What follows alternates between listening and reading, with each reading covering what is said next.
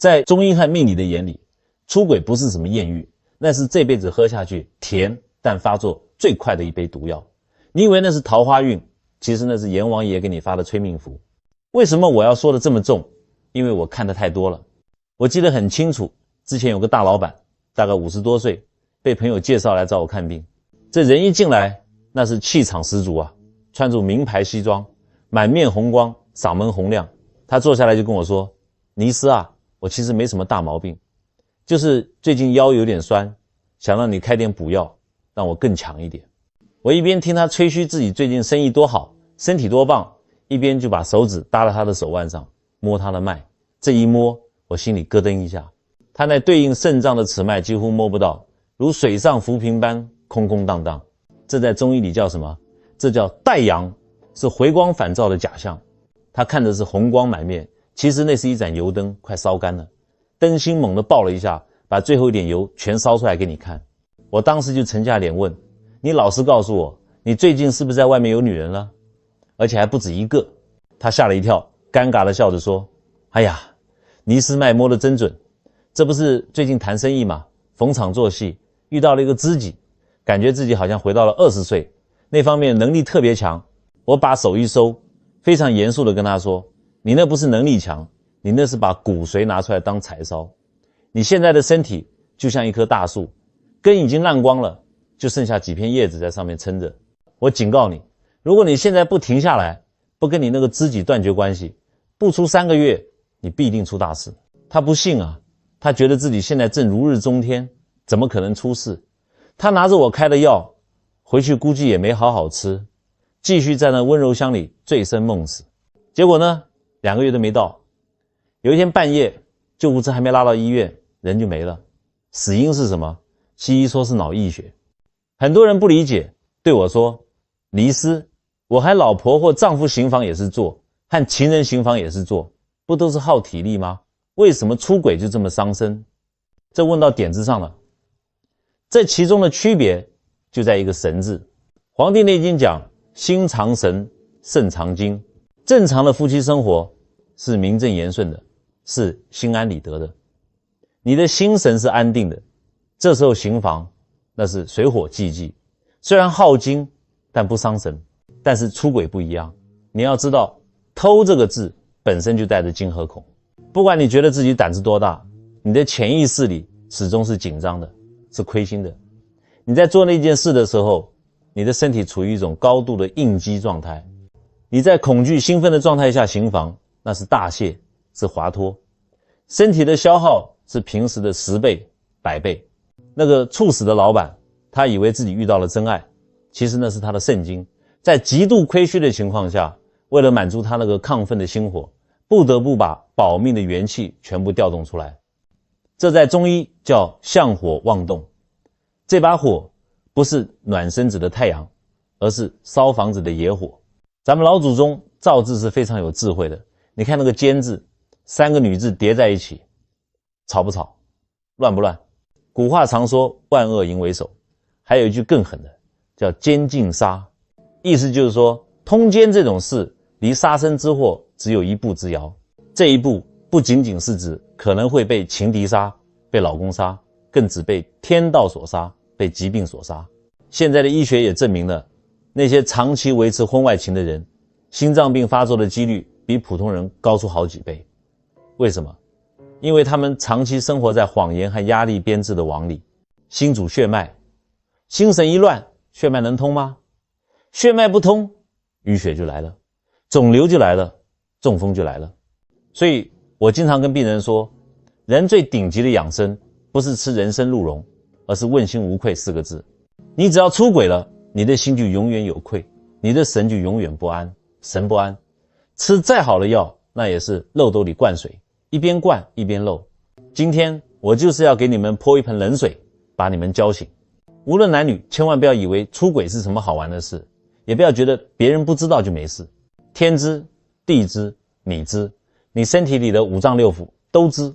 当你动了那个邪念，当你踏出那一步的时候，你就等于接下了阎王爷发的请帖。这不仅仅是道德审判，这是生理审判。好了，讲完了身体的报应，有人可能会说，倪师，我不怕死，我身体好得很。接下来我要把这层皮扒得更深一点。你以为出轨只是伤身体吗？不，身体的报应只是出轨带来的惩罚中的第一个。这第二种惩罚比身体垮掉还要让你心痛，尤其会在出轨的男人身上出现，那就是财库穿底，一贫如洗。我在美国在台湾看了这么多年的命盘，发现一个惊人的规律，凡是那种白手起家大富大贵的男人，90%以上都非常敬重他的原配夫人，而那些突然破产惹上官司晚年凄凉的男人，你去翻他的底子，10个有9个是换了人或者外面有了人，这绝不是巧合，这是天机。在中医里我们讲阴阳，在八字命理里我们讲五行生克。你们知道在八字里代表妻子的那个字同时也代表什么吗？它代表财。古书上讲得清清楚楚，我克者为财，由于我克者为妻，故财为妻。对于男人来说，妻子和钱财在命理上是同一个五行元素，老婆就是你的财星，就是你的财库。这什么意思？意思就是说，你老婆这个位置就是你家里装钱的那个聚宝盆，你对老婆越好，这个盆子就越厚实，装的水就越多。你去搞外遇，去找小三，你以为你是在找乐子，错，你是在拿锤子砸你自家的聚宝盆。那个小三是什么？在命理上那是劫财或者是偏财，偏财是众人的财，是留不住的福财。你为了那点福财把家里的主财库砸个稀巴烂，你说你是不是傻？我们再看紫微斗数，夫妻宫的对面正对着的是什么宫？是事业宫。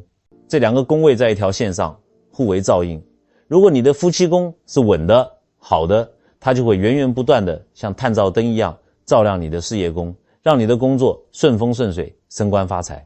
但是如果你出轨了，你的夫妻宫就会化忌，就会充满煞气。这个煞气一旦冲出来，第一个打到的就是对面的事业宫。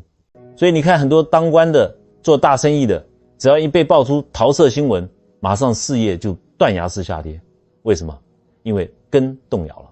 老婆是地，你是天，地动山摇的时候，天还能稳吗？我给你们讲个让我印象最深的例子。有个连锁餐厅的老板，当年来找我算命的时候，那真是意气风发。他老婆我是见过的，长得不漂亮，胖胖的，话也不多，但是一看就是那种很能持家很能守财的旺夫相。这个老板发财后就开始变心了，嫌弃老婆带不出手，嫌弃老婆不懂情调。后来他找了个年轻漂亮的秘书，跟老婆离了婚。他给了前妻一笔钱，觉得两清了，甚至还觉得自己挺大方。他带着那个小娇妻来找我，想问问将来的运势。我一看那个女的，眉眼带笑但无神，鼻子高挺但鼻翼极薄，说话嗲声嗲气，那是典型的桃花劫面相。我当时就劝这个老板，你这步棋走错了，你的财运是跟着前妻走的，离了他，你的财气就泄了。小娇妻听了后不高兴啊，拉了他就走了。结果后来呢，先是他的餐厅爆出食品安全问题，赔了一大笔钱，接着这个小娇妻拿着他的钱去炒股搞投资，亏得血本无归。最后他为了翻本去借高利贷，结果利滚利还不上，被追债的逼得跳楼，虽然没死，腿摔断了，现在坐在轮椅上，那个小娇妻早就卷着剩下的一点首饰跑了。这叫什么？妻财不分。你把那个能帮你镇住财气的人赶走了，财气自然也就散了。各位，钱财这个东西是有灵性的，钱是能量，它喜欢流向那些厚德的地方。易经讲厚德载物，你背叛妻子，这是失德，更是缺德。一个缺德的人就像一个漏了底的桶，老天爷就算给你再多的财运，你也接不住啊。很多男人出轨后会发现莫名其妙的破财，本来谈好的生意突然黄了，或者身边的贵人突然都疏远了。别觉得奇怪，这是因为你身上的磁场变臭了，你的阴德已经护不住你的福报了。所以我奉劝各位男士，不管你现在多有钱，回家看看那个陪你吃苦过来的老婆，她脸上的皱纹就是你财运的年轮。你如果嫌她丑，想换个新鲜的，那你就是亲手再关上你的财门。等到那时候，你不仅人财两空，更可怕的报应还在后面等着你。什么报应？你的子女，你生命的延续，会因为你的风流债付出惨痛的代价。各位，钱没了很惨，但如果还报应落到了孩子身上，你受得了吗？下面我们要讲第3种惩罚，那就是殃及子孙。在中医和命理学里有一个绝对逃不掉的定律，叫感应。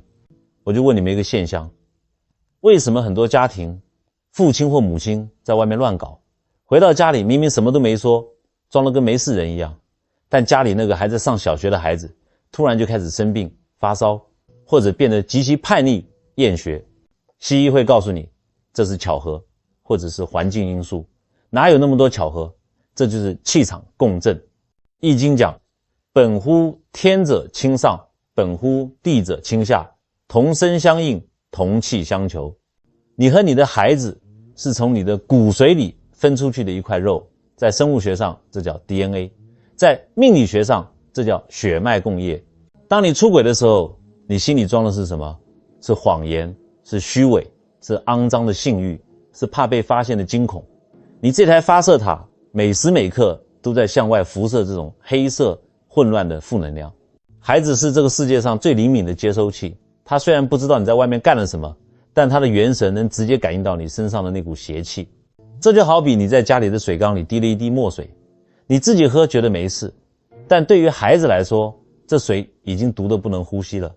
我临床看了这么多年，这种因果报应在孩子身上体现得最明显也最惨烈。通常有3种形式。第一，莫名其妙的怪病。我看过一个小孩才7岁，全身长满了一种湿疹，我看遍了他的饮食环境都找不到原因。后来我把脉发现孩子肝火极旺，那是大人的脉象。我就问他妈妈，家里最近是不是气氛不对？妈妈一哭说爸爸在外面有人了。2个人虽然没当着孩子面吵，但家里冷战了半年。你看夫妻不和，家里的风水就是冰窖。小孩子的阳气稚嫩，他在这种冰冷压抑的磁场里，阳气无法宣发，全部郁在皮肤下面，化成了毒疮。第二，性格突变，抑郁或狂躁。很多青少年本来乖乖的，突然有一天就开始逃学、打架，甚至自残、抑郁。家长带过来找我说，倪医师给开点安神药吧。我一看到母亲的面相，眼泛桃花，肩门发黑，我就知道这孩子的病根在大人身上。你在外面偷情，你的心神是散的、乱的，孩子感觉不到来自父母坚定的爱和正气，他的安全感崩塌了，他的精神世界就垮了。你毁了家里的根，树叶能不黄吗？第三，最可怕的桃花债的遗传。这一条听得懂的人会一身冷汗。营业是会遗传的，如果父亲是个花花公子，始乱终弃，他的女儿长大后往往会遇到渣男，感情极其坎坷，甚至遭受暴力。他的儿子往往会学样，也变成一个极不负责任的浪荡子，最后败光家产。这叫什么？这叫上梁不正下梁歪。你把你命中那个淫邪的代码写进了家族的基因里，你当年欠下的情债最后都变成了你儿女身上的情节。我曾接诊过一个20多岁的女孩，长得很清秀，但是精神分裂，疯疯癫癫的，有时候笑，有时候哭，还要脱衣服。她爸爸是个大富豪，陪着来的，在那急得直跺脚，说倪医师只要能治好我女儿，多少钱我都出。我看着这个父亲50多岁，一脸的桃花纹，那眼神到现在还是飘忽不定的。我叹了口气，把父亲叫到诊室外面，跟他说，这病是你害的。他急了，我最疼这个女儿，我要星星不给月亮，怎么是我害的？我说，你在外面是不是一直没断过女人，而且还带回家过，或者被女儿撞见过蛛丝马迹？他脸刷一下白了，不说话了。我说，你女儿的命盘里父母宫严重化忌，冲破了她的极恶宫，她在青春期最需要建立正确价值观的时候，看到的是父亲的背叛和肮脏，她的世界观崩塌了。她觉得这个世界没有一个是干净的，没有一个男人是可信的，她是把自己封闭起来，为了逃避你这个肮脏的现实才疯掉的。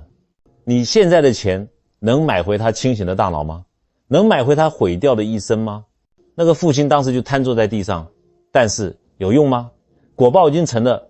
各位同学，我们老祖宗讲，积善之家必有余庆，积不善之家必有余殃。这个殃指的就是祸害子孙。你以为你出轨是你的私事，错，你是在往你们家族的河流里倒毒药。你现在贪图的那一点点肉体快感，未来都要你的孩子用一生的幸福来买单。每当你想动那个邪念的时候，请你想想你孩子的脸，你想让他以后被人指着脊梁骨骂吗？你想让他以后在婚姻里也遭受同样的背叛吗？你想让他得那种奇奇怪怪治不好的病吗？如果你还爱你的孩子，就请你守住你的裤腰带，守住你的这颗心。好，讲到这里，3大惩罚，身体垮，财库破，子孙殃，我已经全部讲完了。这3把刀，刀刀致命。有人会问，尼师，那我怎么知道自己或者是身边的人是不是已经中毒了？有没有什么办法一眼能看出来？当然有。相由心生，犯了邪淫的人脸上会挂着特殊的标记。下面我教你们怎么看相，怎么自查。如果你脸上出现了这些征兆，那就是阎王爷在点你的名了。中医讲有诸内必行诸外，你身体里哪根管子堵了，哪个脏器虚了，必定会在脸上对应的位置表现出来。出轨是什么？是肾经大亏，是心火狂烧，是阴阳隔拒。这种极端的生理变化怎么可能不在脸上留痕迹？我就教你们看3个最明显的铁证。首先看哪里？看眼睛尾部那个太阳穴连接眼角的地方，在面相学里这叫夫妻宫。古书上还有一个更直白的名字叫奸门。这地方为什么叫奸门？因为它是看男女关系最准的地方。正常人这里是饱满的，颜色是明润的黄亮色或者粉色。出轨的人你会发现这里隐隐约约透出一股青黑色，这叫如烟熏，就像被烟熏过一样，这是肾气枯竭，污浊之气上犯的表现。并且这里会突然出现塌陷，或者长出乱七八糟的细纹，甚至出现那种像十字交叉的纹路，甚至眼尾处会突然长出了黑斑或者黑痣。接着看哪里？看眼睛正下方那个卧蚕的位置，这里在面相上叫子女宫，在中医里这里对应的是肾脏。你们看那些纵欲过度的人，哪怕是熬夜不多，这里也是2团大大的黑眼圈。但出轨的黑眼圈和熬夜的不一样，熬夜的黑是干涩的暗沉的，纵欲的黑是浮肿的，看着像挂着2个水袋，而且颜色是乌青的，甚至发紫。这叫什么？这叫肾水泛滥。你在外面乱搞，把精气泄光了，肾不纳气，水湿就泛到脸上来了。而且我前面讲了，父母出轨殃及子孙。如果你的子女宫变得干瘪发黑常恶滞，那就代表你正在克你的孩子。你这边快活一次，你孩子那边的福气就被你抽走1分。你看这个报应快不快？这3条最准，但也最难看出来，要有点功力。你去观察那种长期有婚外情的人，他的眼睛和正常人是不一样的。正常人的眼神是定的，看人的时候是正的。出轨的人眼神有2种特质，第一种叫醉眼，哪怕他没喝酒，他的眼睛看起来也像喝醉了一样，水汪汪的，似笑非笑，眼皮好像抬不起来。这在中医叫元神涣散，他的精气神锁不住了，一直在往外漏，这通常是桃花劫的前兆，说明他已经被色欲迷了心窍。第2种叫贼光，你看他的眼珠子总是游离不定，不敢正眼看人，而且眼睛里时不时闪过一道锐利的狡诈的光。为什么？因为他心虚啊，他每天都在编谎话，每天都在算计，生怕被发现，久而久之就练成了这种贼眉鼠眼的相。各位，相由心生，意随心转。如果你照镜子发现自己眼尾开始发黑长乱纹，眼袋突然变大发青，鼻头开始发红变薄，脸上总是油腻腻的洗不干净，这是你的身体，也是老天爷在给你发最后的警告信。他在告诉你，你的阴德快漏光了，你的福报快撑不住了，你再不回头，接下来就是大灾大难。这时候有人会说了，尼师，我也知道不对，我也想回归家庭，可是我就是断不掉啊，只要他一个电话，我就像丢了魂一样过去了。你以为那真的是真爱？你以为那是你魅力大幼稚？在中医和命理的高手眼里，这根本不是什么爱情，这叫鬼遮眼，这叫冤亲债主上门了。首先我们要用中医来解释这种疯魔的状态。当一个人深陷婚外情无法自拔的时候，他的身体里一定堆积了大量的痰湿。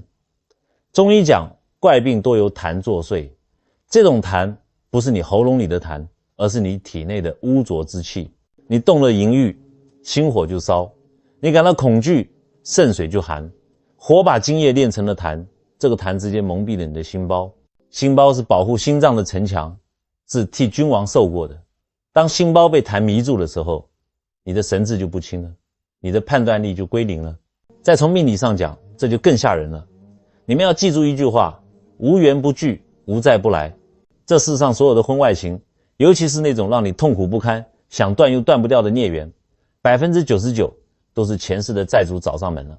为什么我不叫它桃花运，而叫它桃花煞？因为它是带着煞气来的。你想想看，那个第三者为什么偏偏在你事业刚有起色，家庭刚稳定的时候出现？他真的是因为爱你吗？不，他是来讨债的。我见过太多的案例，那个男人为了小三抛妻弃子，把钱全给了小三，结果呢，就在钱给完的那一刻，或者男人身体垮掉的那一刻，那个小三立刻翻脸无情，走得干干净净。那个男人哭着问我，为什么他变心这么快？我说，因为债还完了。好，人家是拿着账本来收账的，账收齐了，人家当然要走，谁跟你谈感情？只有你个傻瓜还在那里演苦情戏。还有一种情况是你自己运低。人在什么时候最容易出轨？通常是在他命盘里的流年遇到鸿雁这些煞星，或者是太岁冲克的时候。这时候你身上的阳气最弱，你的意志力最薄弱，外面的那些邪缘烂桃花就像苍蝇看到了有裂缝的鸡蛋，嗡的一下全围上来了。如果你这时候不懂得守正，不懂得避煞，反而以为自己魅力爆棚，迎头撞上去，那你就是自己跳进了陷阱。这个陷阱是专门为你设计的，它会先给你一点甜头，等把你勾住之后，再慢慢收网，勒紧你的脖子，直到你窒息。我记得有个中学校长，口碑极好，还是模范丈夫。50岁那年，突然跟学校食堂一个打饭的女工搞在一起了。那个女工长得又黑又胖，还没文化，大家都想不通，这个校长图什么？校长就像中邪了一样，为了这个女工跟老婆打架，挪用公款给女工买房子，最后东窗事发，被开除公职，身败名裂。后来他来找我，整个人像老了20岁，坐在那呆呆的说，尼斯，我现在回想起来，我当时真的不知道自己在干什么，我就觉得脑子里有个声音一直叫我去找他，不去我就浑身难受。我给他把脉，脉象涩而无力，舌苔厚腻如鸡粉。我说，你这是业力现前啊，那个女工就是你命里的劫数，你没有守住第一道防线，一旦陷进去，你的智慧就被封印了。现在债还完了，你醒了，但也晚了。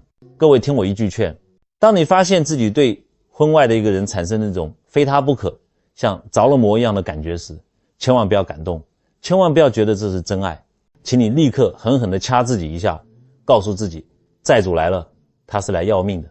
你现在感觉到的每一分甜蜜，将来都要用10倍的痛苦来偿还。这世上没有免费的午餐，更没有免费的婚外情。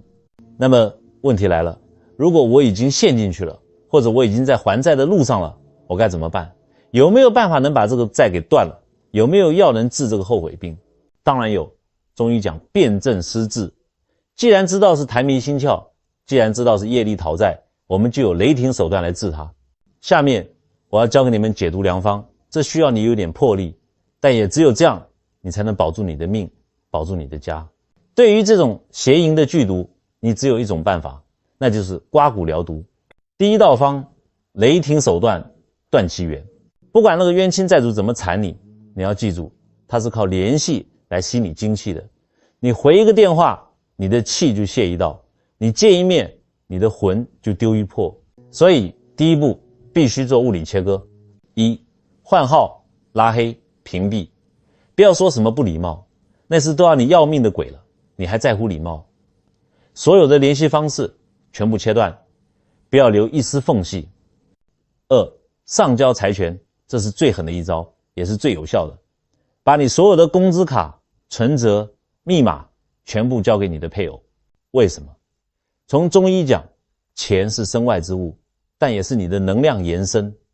你把能量锁在家里，妻子手里，外面的烂桃花没有了，能量供给自然就枯萎了。这也是给对方一个信号，我没钱了，你还跟我吗？我保准那个所谓的真爱跑得比兔子还快。3、更换路径，上下班换条路走，甚至换个城市生活一段时间，打断之前的气场惯性。记住，不要相信自己的意志力，要相信物理隔离。第2道方，回家补漏，负荆请罪，把你外面的路堵死了，接下来要修你家里的路。很多人断了外遇后，回家还要摆架子，觉得我回来了就是给你面子。混账，你是戴罪之身，你把家里的风水缸砸破了，你不用心去补，那个水还是会漏光的。怎么补？真诚忏悔，你要找个时间，跪也好，坐也好，看着你的配偶把你做错的事诚诚恳恳的认错。为什么要认错？不是为了求原谅，是为了消业。你不说出来，那个阴暗的能量就永远积压在你心底，变成阴毒。说出来了，见到阳光了，那个毒气就散了一半。另外，你这段时间就要多干家务，多陪孩子，把以前缺席的时间补回来。这在中医里叫引火归元。你的心本来在外面飘，现在你通过具体的行动强行把心拉回到家庭这个位置上来。第3道方，中医调理，艾灸固本。身体被掏空了，怎么补？千万不要去吃什么壮阳药，你现在的身体是阴虚火旺，再吃热药就是火上浇油，会死人的。我教你们一个最安全最有效的方法，艾灸。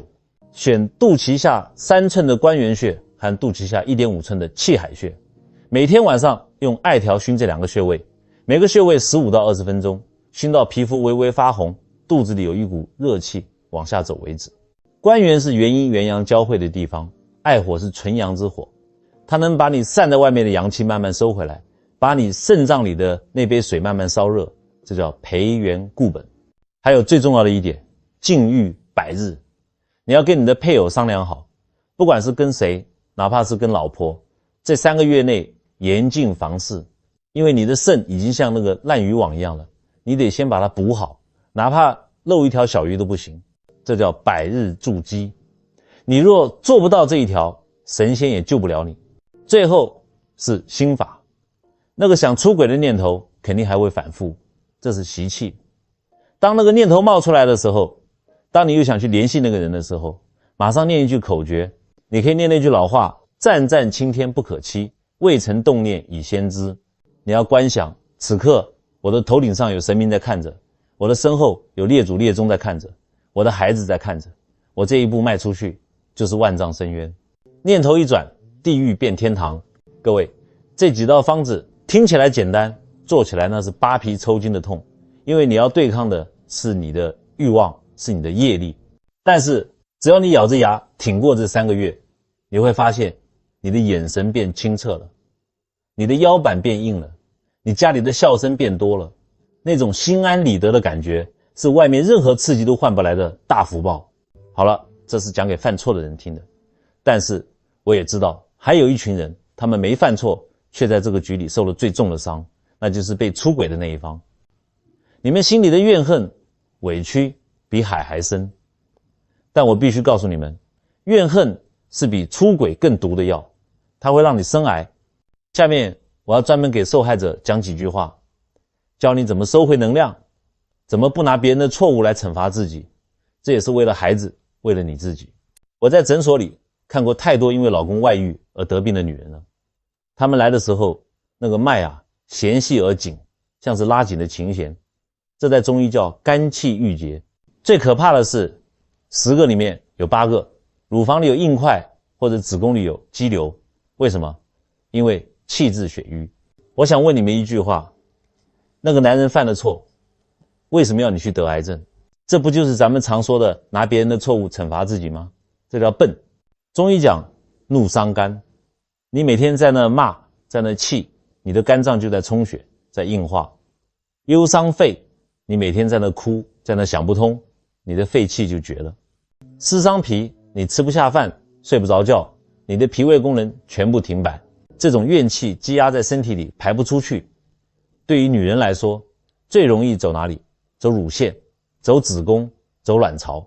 那个出轨的人，他在外面花天酒地，身体虽然虚，但还不一定马上长瘤子。你呢？你在家里守活寡，还要天天喝怨恨这碗毒药，结果就是他还没死，你先把自己气死了。你说你划得来吗？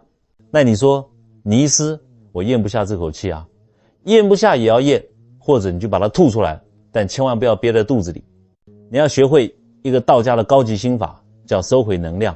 以前你的眼神、你的心事、你的喜怒哀乐全部挂在他身上，他回不回家，你盯着他手怎么击响，你竖着耳朵，这叫能量外泄。你就是个漏气的皮球，当然干瘪憔悴。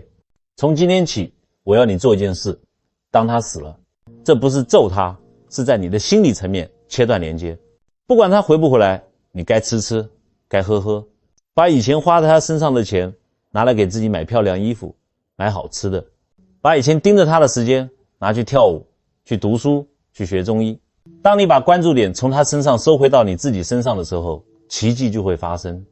你会发现你的脸色变好了，你的气场变强了。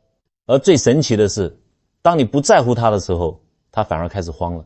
这就是阴阳消长，你强他就弱，你把他当空气，他反而觉得失去了什么。除了修心，你还得动手。那个第三者为什么能插足？说明你们家里的风水有缝。你要进行一次彻底的大扫除，这叫斩桃花阵，清理卧房，把床底下那些乱七八糟的杂物全部扔掉，床底要空，气才能流转。如果床上用品用了很久，全部换新的，尤其是枕头，旧的怨气都在里面，扔掉，换一套颜色明亮、喜庆的被单，扔掉旧物。凡是那个男人送给你的，让你看到就伤心、就生气的东西，统统处理掉。这是在清理负能量锚点。你的眼睛看到的都是开心的东西，你的心才会开心。摆正坤位，家里的西南角是坤位，代表女主人。你去看看你家西南角是不是堆满了垃圾，或者是厕所，把它打扫得干干净净，摆上一盏长明灯，或者放一块泰山石，把你的位置坐稳了，谁也挤不走。诸位，人这一辈子只有身体是真正属于你自己的，除此之外，老公、老婆、孩子、钱财，那都是缘分。缘来则聚，缘尽则散。你现在经历的这个劫难，也许是老天爷在提醒你，你爱自己爱得太少了，你把太多的自我都丢掉了。借着这个机会，把那个本来优秀的自己找回来，哪怕最后结局是离婚，你也是容光焕发的离开，去迎接更好的下一段。如果他不离，那也是他得跪着求你原谅，而不是你哭着求他回头。记住，活得比他好，活得比他健康，活得比他精彩，这才是最顶级的报复。讲了这么多风水、命理、医理，最后我要告诉你们一个天机。很多人天天找我看风水，说尼斯，我把床头朝南好不好？我门口摆个狮子行不行？我告诉你们，如果你心术不正，你就是住在皇宫里，那也是凶宅。为什么？易经讲吉人辞寡，兆人辞多。佛家讲境随心转，最好的风水其实就是你的人心。忠诚就是最好的镇宅之宝。当你对伴侣忠诚，对家庭负责时，你的身上会发散出一种正气，这种正气比什么八卦镜、桃木剑都管用。鬼神看到了都要敬你3分，灾祸看到了都要绕着走。慈悲就是最好的聚宝盆。当你把想出轨的那个念头转化为对家人的爱，对众生的善，你的心量就打开了。心量一大，福报自然就流进来了。你看那些真正有福气的家族，哪一个不是家风严谨，夫妻和睦？你再看那些败落的家庭，哪个不是从乱搞开始的？所以治病先治心，改命先改念，守住你这颗心，不让它被欲望牵着走，你就是在这个动荡的世界上为自己和家人修了一座最坚固的避风港。好了，今天的内容就讲到这里。语言是有能量的，文字是有咒力的，请你在下方的评论区留下一句善言或祈福。你可以说，愿以此功德保佑我家宅平安，夫妻和顺。你可以发誓，从今往后断除邪淫，守身如玉，不仅为自己，更为子孙后代积福。当你打出这行字的时候，你的心念就动了，天地的磁场就跟你感应了。哪怕有1000个人、10000个人在这里留下正能量，这里就变成了一个巨大的能量场，每一个进来的人都能沾到这份喜气，消去一份业障。各位，路就在脚下，命就在手中，愿你们都能守住真心，在这个纷扰的红尘里活得干干净净，活得堂堂正正。